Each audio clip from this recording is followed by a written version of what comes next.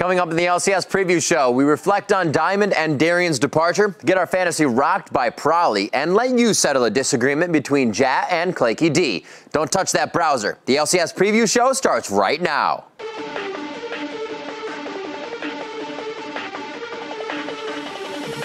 Millennium have been destroyed here by the Super Hot crew. It's going to be an 8 for 1, and what a turnaround that was. Oh! He gets it! He got it! 500 and there's the Nexus.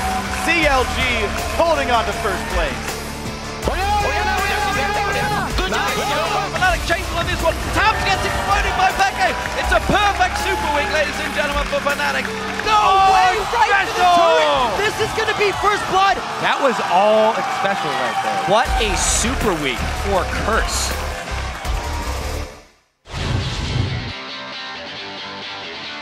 Welcome to the LCS preview show. I'm Rivington Bisman III, and for those viewers in North America, we hope you had a safe and enjoyable day celebrating our nation's independence. For the rest of you, we hope you enjoyed the 4th day of the month. Yeah, maybe 3 days before that as well was Canada Day, Riv. That's where it's at. Yeah, maple syrup and hockey. Damn straight. I'm Joshua Jatt-Leesman, and we're here to talk about the biggest news across the league and to help you hone your fantasy squad. That's right. Of course, the biggest news this week is the fact that Gambit Gaming is benching Diamond and Darian, and we'll talk about that in detail shortly. But first, let's take a look back as we soared into the second half of the summer split with 16 games in a super week of action. Starting with the European LCS. Our first featured matchup is between two of the top-tier teams, Alliance versus SK Gaming. Yeah, the big question coming into Super Week for Alliance was how good are they really? And since they're up against their most formidable foe in the first match, we're about to find out. You know what, being the first place team, they're still 3 games ahead. That's a big chunk, and with this one, it looked like they were only going to get further ahead in Super Week, putting SK down at every time they could. Check out that double Morella Nomicon on Lulu and the Twisted Fate. Gave him a big mid-game power spike. That's the new meta. It strikes fear into the eyes of opponents, and a 21-minute surrender, apparently, coming out of SK. Kind of mind-blowing to start off a Super Week. What an impressive showing there by Alliance. People were thinking they're completely unstoppable, or how was SK actually faring in the Super Week? How were they faring? Super Hot Crew was looking to take a chunk out of them after that falter. Yeah, just jumps right on top of Freddy, even with the ghoul. He can't quite chase him down. Fast plays coming out of Super Hot Crew. They were ready to take advantage of SK being behind, and we jumped 58 minutes into the game. What a scaling AP team that Super Hot Crew brought to the table here with Selfie's teleport. The big thing that happened in this fight there is SK got separated from the peel of the Zyra. The caster being so big was a huge factor in this late game team fight, and SK, despite being able to hold it out this long, could not hold it any longer. A really great showing from Super Hot Crew all around throughout the game. SK trying a few different things. We've seen the SOAS, or we've seen the Yorick top, I should say, coming out of Europe. Yeah. But didn't work that time, unfortunately. Looking at some more highlights, Copenhagen Wolves versus Alliance. The Copenhagen Wolves are 3-13 here against a 14-2 Alliance. Yeah, I mean, nothing could really happen to Alliance here. You don't really need to watch the best team play the worst team in the league. I mean, Oh, wait a minute. Yeah, the early game was completely held by Copenhagen Wolves. They knew to take down the top team in the league, they had to put the pedal to the metal early. Yeah, it was like Copenhagen Wolves was a team possessed. Alliance was also caught a little bit sleeping because they had Fnatic up later that day, and it looks like they just overlooked the Wolves. It's been a while since the Wolves have heard that howl. Super Hot Crew up versus next on Millennium is our highlight, and really, this was kind of a mimer reel. It looked bad for Super Hot Crew in a lot of times, but he was able to come out on top. Yeah, Super Hot Crew does know how to put up numbers, and they do win a lot of games. Against Millennium, though, no pushovers, so still a really formidable opponent. These guys are fighting for the middle of the standings. And Super Hot Crew would only continue to impress here as they strike up quite a chaotic fight, but again, the mimer teleport. They really wanted to kill Selfie in this one. Really, really badly. Getting away, that's the way the cookie crumbles, and you're just left chasing. The tunnel leads into a complete ace as Mimer's picking up a triple kill in this one. And to add insult and injury, Selfie didn't even die. It was a complete run over there by Super Hot Crew. Very good play coming in, and with their win against Millennium, Super Hot Crew ended a 3-1 Super Week. We look at another matchup here, Alliance versus Fnatic, an all-out top-of-the-table battle, and Fnatic's trying to get it rising into that table. Yeah, they were 3-0 in Super Week coming into this game, needing to beat the top team in the standings in order to close out that 4-0 Super Week. and some very critical Syndra versus Orianna play in this one, but it got late. Yeah, Alliance biting off a little more than he can chew there, and Cyanide really a catalyst to keeping this fight going. Flash Randuin's gets the cocoon, and everybody's there to help with the stuns, especially Pekka. Yeah, Alliance was just in full retreat mode. They had no front line to stand against the barrage of damage that Fnatic was putting out. Eventually, Froggen gets caught, and it was just curtains from there. Yeah, Fnatic uses this one to climb up a little bit, while Alliance, a little bit shaky super weak from the super team that everybody thinks would be really getting a 4-0 out of that. Still 14-4. I mean, it's not like they're a terrible team all of a sudden. Still the best team looking in Europe. All right, so after week 7 in the European LCS, let's take a look at their standings. Despite Alliance's 2 losses and the death of the 26-2 The Dream, they are still the team to beat, sitting in first, like we said, with 14 wins and 4 losses. Well, thanks to yet another perfect Super Week performance, Fnatic is now tied with SK Gaming for second. But right now, the biggest story in the European LCS isn't about teams climbing up the table. To bring us up to speed on an announcement that means big changes for the LCS, I'd like to welcome QuickShot to the show. How's it going, QuickShot? Hey, pretty good, Riv. I'm a little sad to see 2 legends of League of Legends stepping down. That's true. Let's talk about this. This week for Gambit, their starting roster will be dramatically different, and as they are benching 2 more of their star players.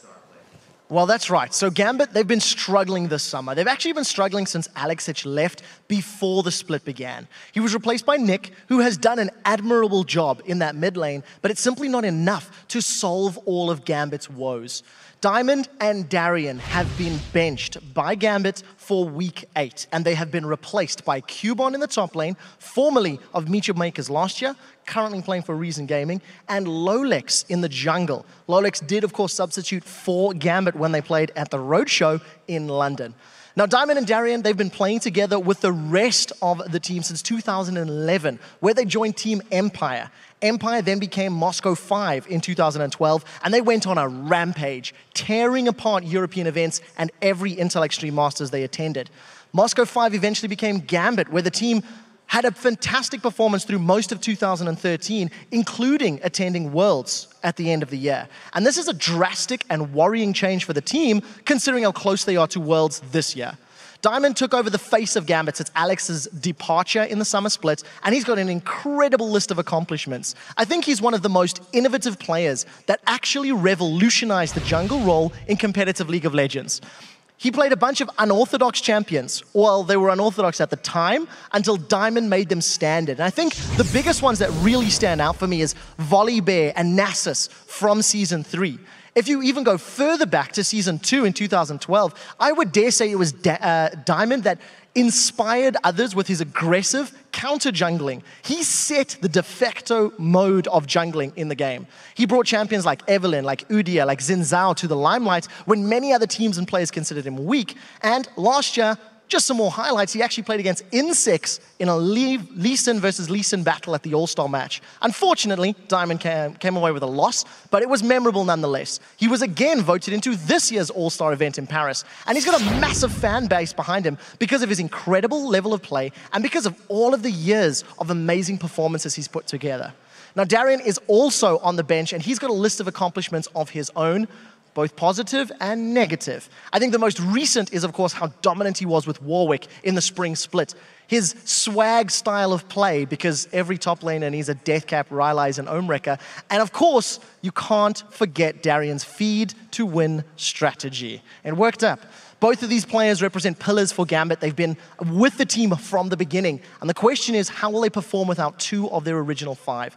Very quickly before I go, this is a substitution, meaning they're not entirely out of the scene, but Diamond rather did say in a recent stream that he will take serious offers into consideration. It's something that we need to keep our eyes on. Well, we'll definitely be keeping a close eye on Diamond to see what develops there. Thanks again, QuickShot. As always, it's been a pleasure. And no doubt that all eyes will be on Gambit this week to see what happens. So let's bring in Shox, who's been speaking with the players to get their reactions to the news, which sent shockwaves across the social media. How are you, Shox? Ready to rock and roll, Riv. Likewise. So you've been speaking with the players on the European teams to gauge their reactions to this news about Gambit. What have they been saying? Well, Riv, first off, I talked to Millennium's Kevin, who has had years and years of experience versus Darien in that top lane. He isn't that surprised, and he thinks getting the right top laner will change a lot for Gambit. And I quote, because they will have a person that won't die so often and buy some wards for the laning phase as well. If you gank Darien, Kevin adds, 95% sure you'll get a kill. Now, Rockat Zazas agrees and sees Darien as the weak link in Gambit as well. Now, where the benching of Darien seems expected for most pros, the replacement of Diamond is more of a shock. Rockat Yankas is one of those pros who were taken off guard. He told me that he didn't think Diamond is that much out of shape to lead to him being replaced. He adds that he feels sad about the news for Diamond and said, and I quote, "He is my idol and he inspired me to make it in League of Legends." Now, Fnatic Cyanide agrees that it's sad to see Diamond stepping down and feels that he used to be undeniably the best jungler around for a long period of time, but he continues, and I quote, "Nobody can stay at the top forever, and I guess Diamond is the kind of player who isn't satisfied when he isn't performing the best in his region." All right, thank you for being our boots on the ground and speaking with the teams to get that information, Shocks. We'll see you a little bit later today. Now let's turn our attention from the top and jungle to the mid lane, where another 300 CS record was broken for the 4th time this split, this time by Fnatic's Peke. Earlier this split in a game against Alliance, Peke set the mark for the fastest to 300 CS in the league at 24:26. However, Alliance's mid laner got his revenge with a little leapfrogging. First, he took down the record against Rockat in 23 minutes, 23 seconds. Then he rubbed it in Peke's face, setting it again at 23 minutes, 11 seconds versus Fnatic. Not to be outdone, Peke came right back with the help of his teammates and reclaimed the record on the Lady of Clockwork at 21:51, which is where the record currently sits. So watch out, minions. There may be some record hunting before the summer split is over. And as soon as today's LCS preview show ends, the European Series returns with Week 8. They'll kick off with the Rockat team ready to climb the standings versus the 2nd place SK Gaming. Then on Friday, the action starts with the table-topping Alliance taking on Rockat and ending the day in what could be a battle for 2nd place between Fnatic and SK Gaming. But now let's turn to the Sublime and engage in a little fantasy. Fantasy LCS, that is. For that, we'll turn it over to our own Mr. Fantastic, Jet.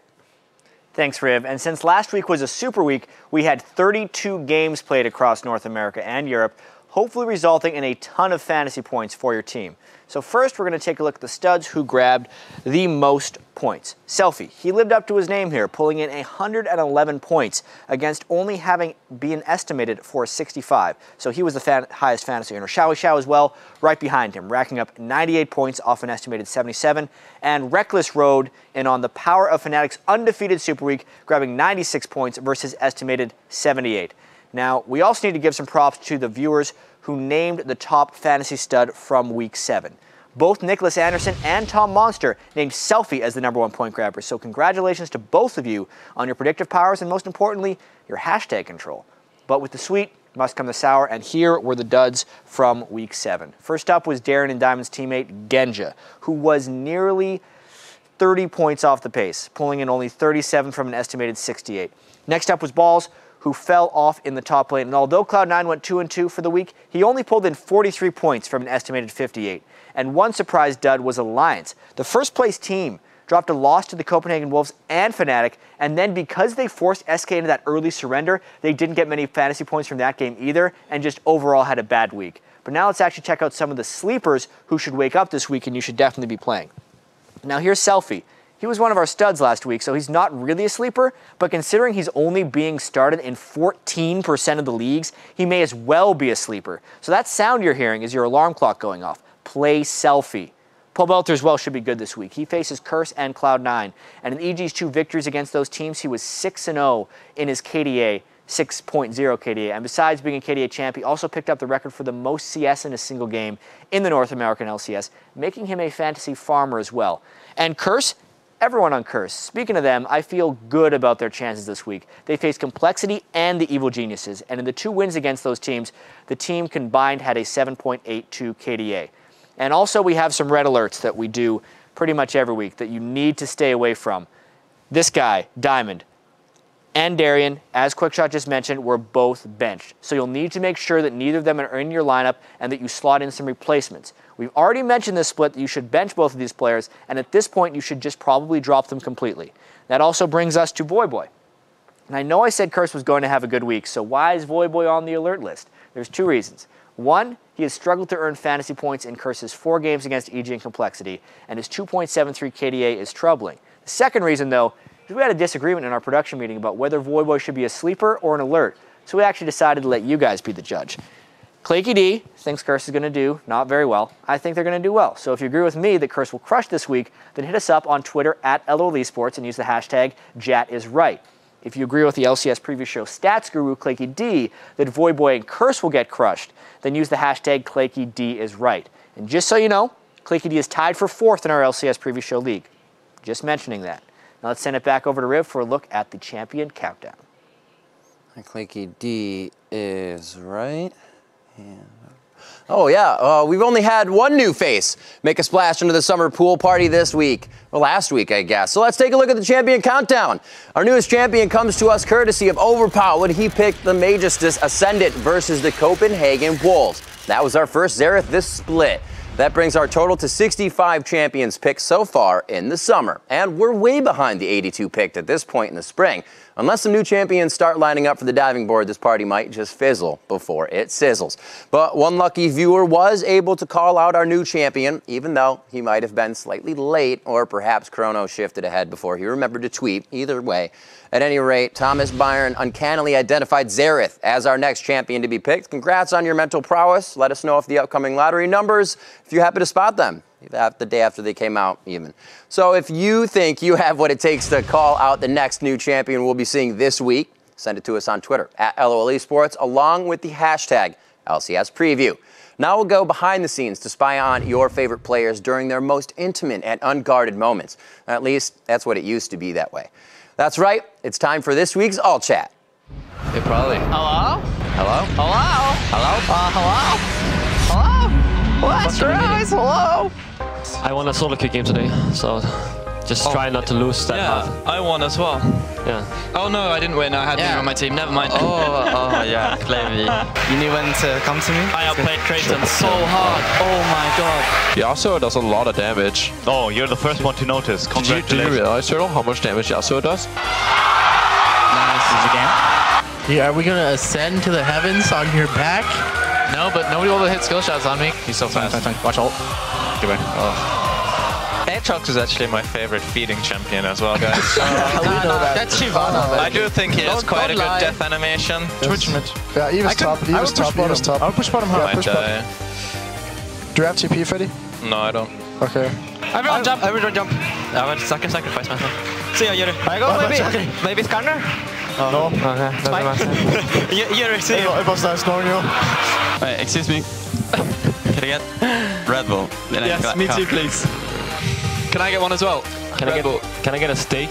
That all-American food is not sitting well with me. What do I buy?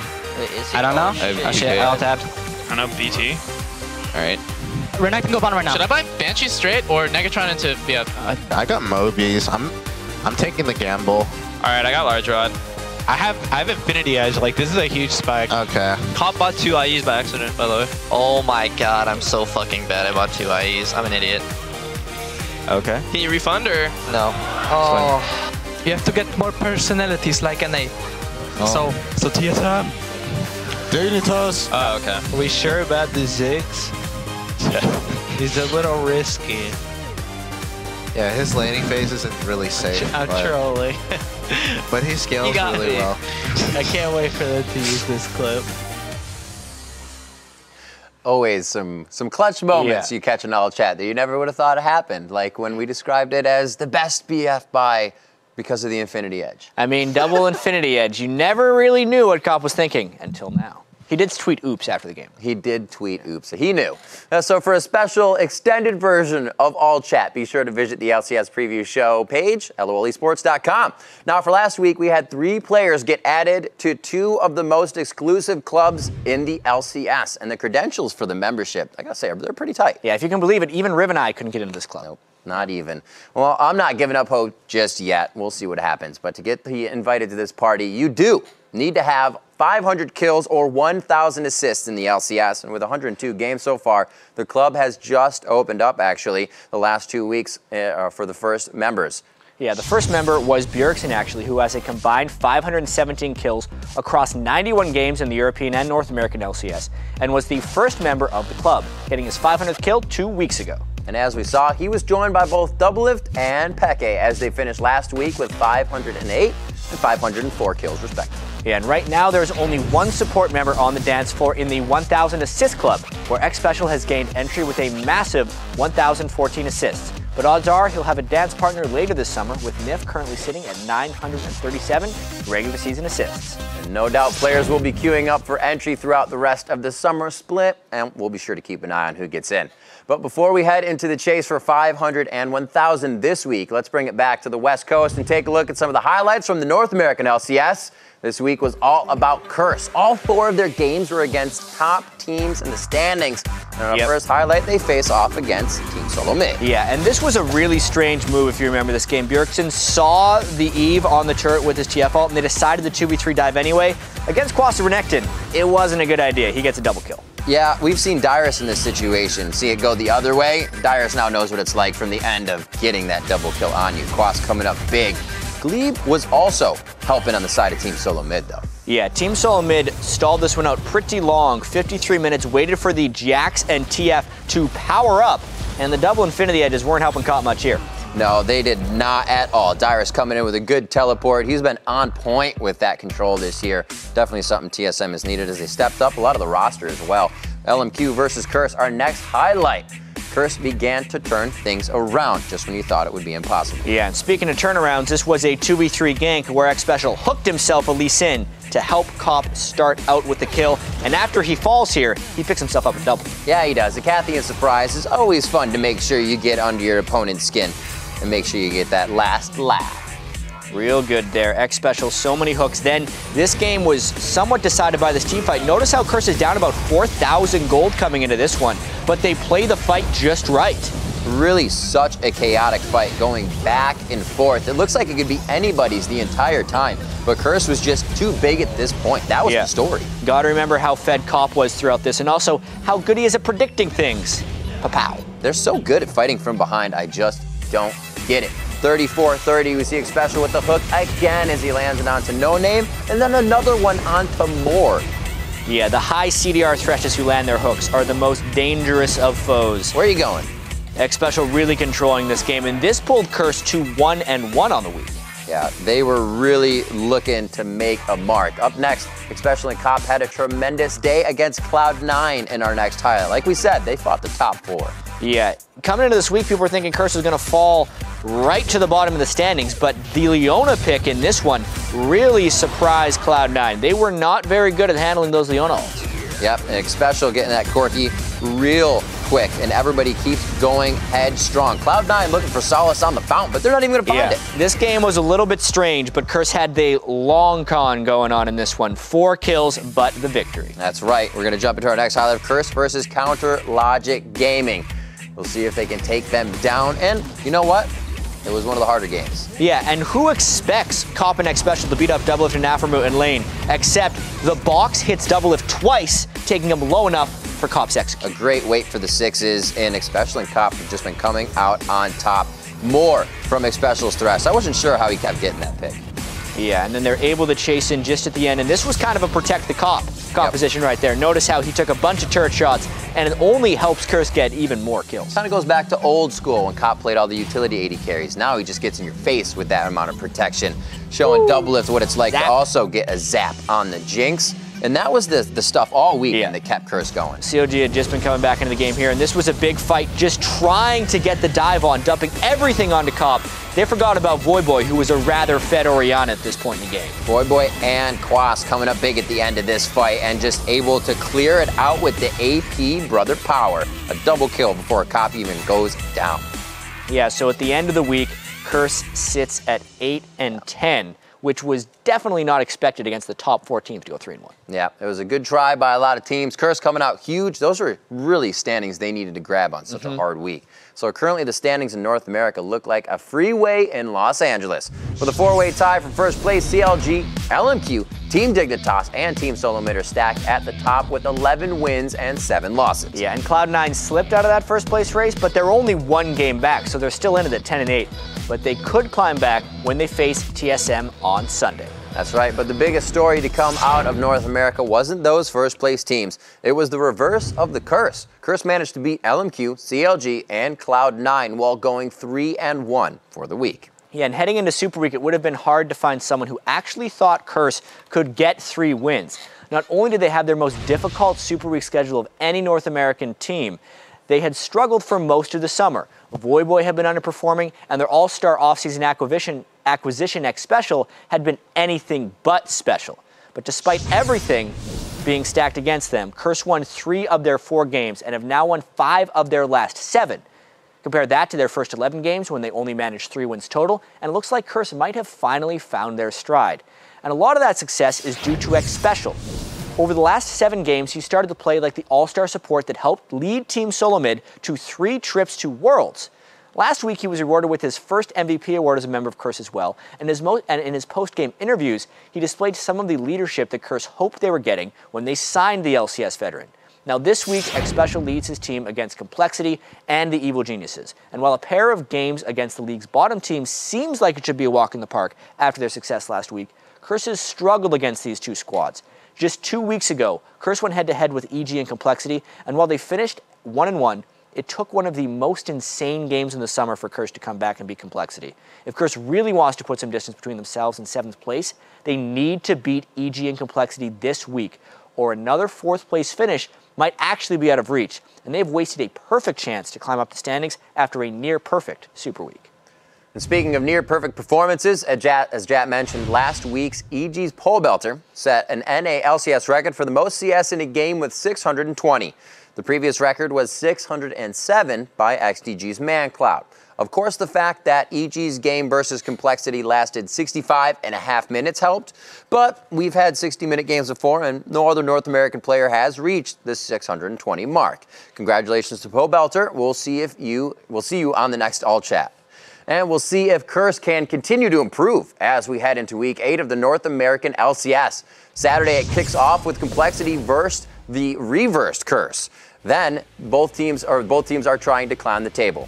And Curse can try to turn their fortune around once again as they face the Evil Geniuses in the first match on Sunday, and we'll end Week 8 with Complexity versus LMQ. That's right, we're just about to get set into the games of Week 8, but let's take a look at the top 5 super plays from Super Week, or as Doublelift and Peke have the privilege of calling it, the Penta. At number 5, Peke reached a milestone in his career as he picked up his 500th kill. Pulls in 3 members, Agony's Embrace catches on 4. Yellowstar, he goes down. Shook comes around the side. Sino, the next focus. Shook's in trouble though. He gets caught out, and I believe Peke finally got his 500th regular season kill.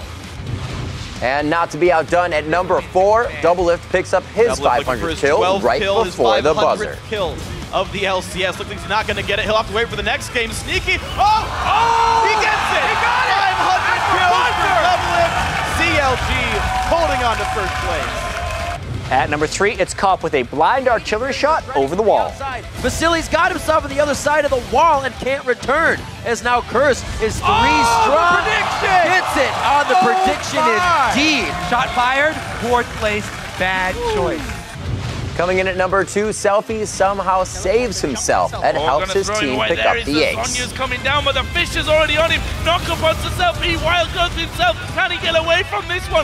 Speeding himself up, but has he got the help to get away? Creaton's been focused, Selfie's still alive. Creaton is going to go down to Impaler, and look at this. Selfie somehow survives it. They turn it around, and Millennium are being destroyed here by the Super Hawk crew. What a turnaround that was. And your number 1 play this week was Dexter's double kick, double kill. To rift away, using what he can to keep himself alive. Going in onto Kaz, he has to be very careful here. He's got some slippery opponents. He's trying to fight a double pickup. What a composition and camaraderie coming in from Lincoln Dexter. And suddenly everything is working for CLG. Only more big plays to come this week. If you missed any of the LCS preview show, or you're like that guy from Memento and you don't remember if you missed any of the LCS preview show, then head over to lolesports.com. I got a tattoo on my arm. Tell me where it is. Right between the leagues and tickets tabs at the top of the page, you will find the digital home of the preview show. And that's also where you can find the VODs tab, which will take you to our brand new hub that allows you to relive games across the league. All right, that just about does it for us. But first, as you know, we give out a lot of fantasy advice on the preview show, but we're also playing it as well. In fact, last week, cameras caught Kobe and myself when we were checking and the footage from that shoot is this week's last hit.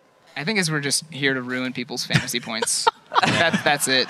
That was a good hit. Cutie Pie goes down. Robert flashes. He gets the explosive hit. Complexity is going to start pushing mid lane. Complexity did not suffer a single casualty. It's going to be another game won by Complexity, being the underdogs coming out. How many times this week has a team won down by 10,000 gold? 51-50 into the game. Yes, Complexity takes down Dignitas again. It was a tough one for Complexity, but somehow they take down the #1 team in North America.